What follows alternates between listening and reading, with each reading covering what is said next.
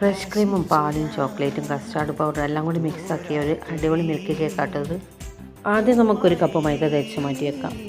ഇനി 4 മുട്ടയിലേക്ക് vanilla essence ഒഴിച്ചിട്ട് beat ചെയ്യാം.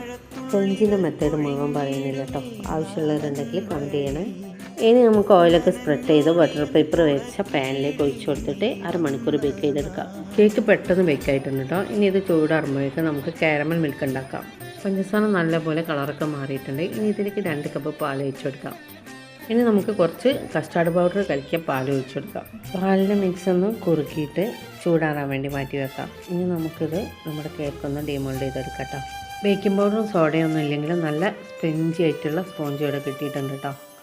പാലിൻ്റെ മിക്സ് ചൂടാറിയിട്ടുണ്ട് കേട്ടോ. ഇനി സ്പെഞ്ചിൻ്റെ മുകളിൽ ഒരു സ്റ്റിക്ക് വെച്ചിട്ട് അങ്ങനെ കുത്തി കൊടുത്തിട്ട് നമ്മുടെ പാലിൻ്റെ മിക്സ് മുഴുവനായിട്ട് ഒഴിച്ചു കൊടുക്കാം കേട്ടോ. പാലിൻ്റെ ഈ മിക്സ് ഉണ്ടല്ലോ, അതാട്ടോ നമ്മുടെ ഈ കേക്കിൻ്റെ ഹൈലൈറ്റ്. ഇതിലേക്ക് കുറച്ച് ഫ്രഷ് ക്രീം കൂടി ആഡ് ചെയ്ത് കൊടുക്കണം കേട്ടോ, അത് സ്കിപ്പായി